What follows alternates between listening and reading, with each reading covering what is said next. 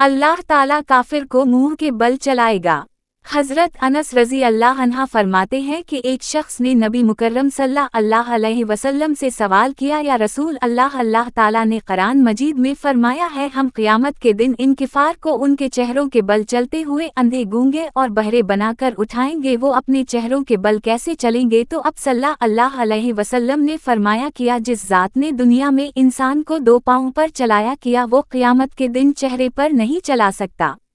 बीमारी अल्लाह के हुक्म से लगती है।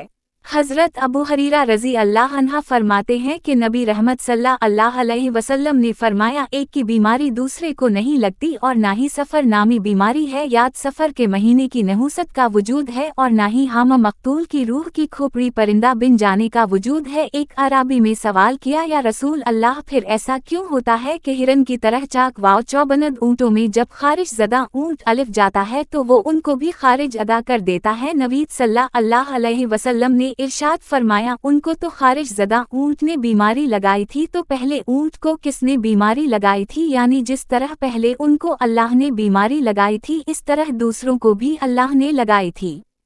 कसम के लायक अल्लाह की ज़ात है। हज़रत इब्न उम्र रज़ी अल्लाह अन्हा फरमाते हैं कि रसूल अरबी सल्लल्लाहु अलैहि वसल्लम ने इरशाद फरमाया, तुम अपने अबाओ इजदाद की कस्में ना खाया करो, तुम में से जो शख्स कसम उठाना चाहे तो वो अल्लाह के नाम की कसम उठाए। अल्लाह पाक हर मुसलमान को अपने हिफ्ज़ वाओ ईमान में रखे। अमीन सम अमीन। अल्लाह हाफ़िज़।